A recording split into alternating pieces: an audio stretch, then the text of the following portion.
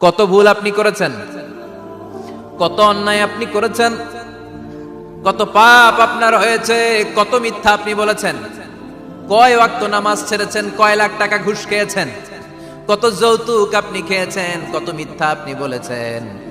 আপনার পাপ যত বড় হোক, যত বিশাল হোক, যত বেশি হোক, আল্লাহর দয়ার পরিসীমা তার চাইতেও বড়।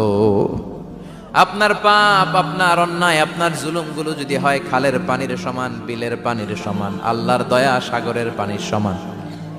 আপনার পাপ যদি হয় সাগরের পানির সমান, আল্লাহর দয়া মহাসাগরের পানির সমান। আপনার পাপ আর অন্যায় যদি হয় পাহাড়ের সমান, আল্লাহর দয়া আকাশের সমান। আপনার পাপ যদি হয় আকাশের সমান, আল্লাহর দয়া আরশের সমান। এজন্য আল্লাহ বললেন, ইয়া আইয়ুহাল্লাযীনা আমানু তুবু ইলাল্লাহি তাওবাতান নাসুহা।